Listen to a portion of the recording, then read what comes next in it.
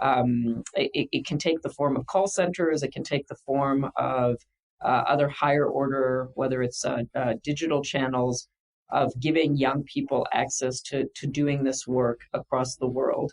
And the entire theme of the kind of main stage event is this idea of responsible sourcing to Africa in particular, where companies are not taking jobs from one place to another, which I think is an easy critique, but actually thinking hard about growing their footprint in every context in which they live. Because what we have seen is that the talent of young South Africans in delivering service, whether it's to customers in Europe or to customers in Australia or to customers in the United States, is globally competitive and an opportunity to build on a nation. I mean, when we talk about the rainbow nation of South Africa, it definitely comes true when you see the young people's versatility and diversity and ability to engage with customers. And so we are seeing that the numbers are growing at almost double the rate that they were growing in this industry compared to just 2 years ago.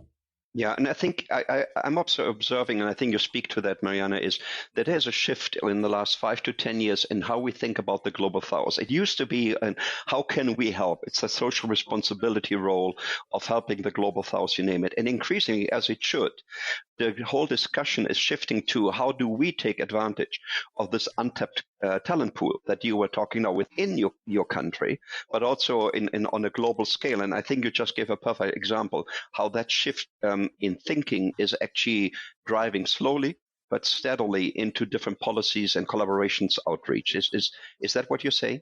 I am, and I would make maybe an even further point, which is I think that as some economies are going to be struggling with the future of work in their own right, not knowing what to do when all of a sudden people are needing to work without having the structure of an employer, whether it's gig work, whether it's thinking about new models of work. I think in that respect, Africa might leapfrog because we've never had the luxury of enough jobs for everybody. And so we have to find these new models around the future of work. And I think in that respect, I think that there's going to be opportunities for the African continent, I think, to lead and to develop African solutions, not just for Africa's problems, but I think African solutions for the problems of the world. Yeah, I couldn't agree more. I'm just watching the time. When you have fun, I clearly have fun. Time is flying. Maybe we should do another podcast just on that development. I personally also believe that the gig economy, as we call it in the industrial north, has a lot of parallels to what Africans often call hustling. It's that kind of entrepreneurial spirit that can be displayed within an organization or outside or both. And people will, I think you in one interview, you called it what did you call it? The bouncing career?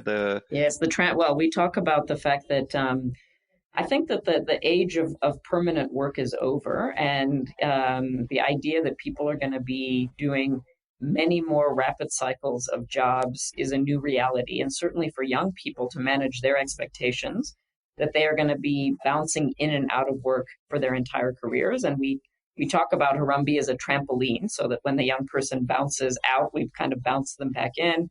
And we talk about the idea of all of our pathways to work being very zigzaggy. There just is no longer a straight linear line for the vast majority of young people, really across the globe, but most certainly on the African continent. Of I finish school, I get a summer job, I start university.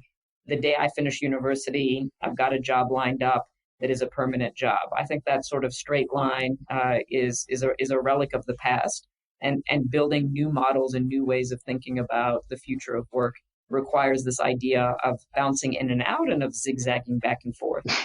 So I hope, Maryana, can invite myself back for another podcast series. We covered nail polish and weightlifting today extensively, and maybe next time we'll start with zigzagging, bouncing, and trampolines. Is that okay? Would love that. But to finish off today, let me give you one or two more quick questions, just as wrapping up questions. You had an incredible life and career. You lived, studied, and worked in Europe, the US, and now obviously in Africa as well.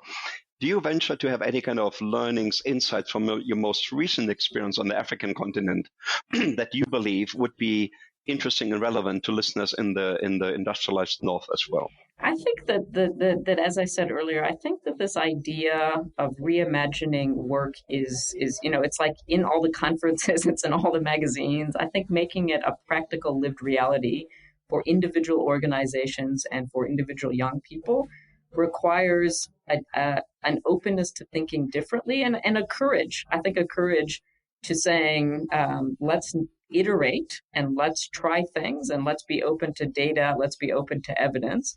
And I do think that that's easier said than done. But the reason I'm like massively optimistic is I think that that's something anybody in any organization anywhere in the world can kind of take on. They certainly can come to the Harambee website and learn how we've done it. But that idea of I'm open to iterating, I'm open to new models, I'm open to learning is for me going to be the thing that will build these change coalitions and really build the momentum that we need. Wonderful. And I can only encourage listeners to to go to your website.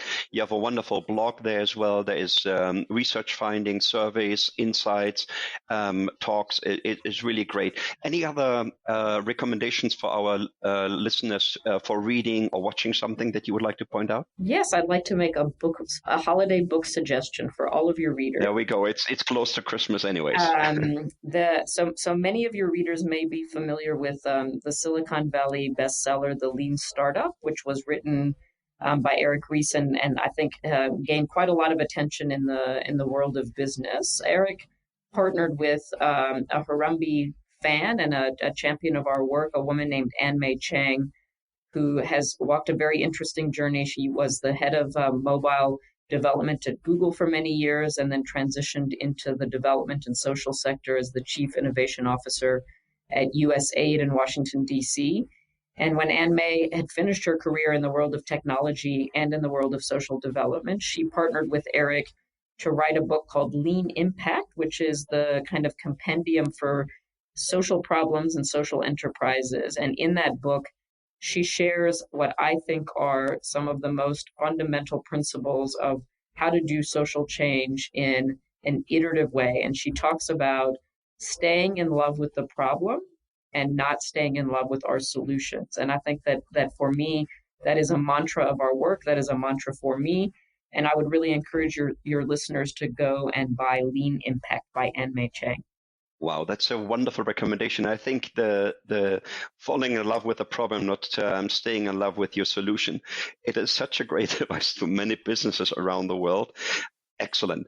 Maryana, thank you so much. I thought I already understand a little bit about Harambee before even getting into our chat. I learned so much more, and I trust our listeners did as well, both on how Harambee approaches the work, how you have constructed your career, your insights. I for myself, I will pick up your recommendation of creating a personal board of directors. I might have recruiting challenges, but we'll see how that goes. I might come back to you on this one, but it's really, really wonderful. Any final words from your side before we wrap up for today?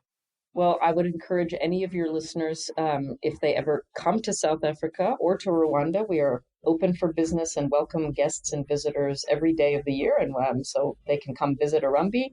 Otherwise, to follow us on social media, visit our website. And a special thanks to you, Lutz, for your interest and for what's been a really fun conversation.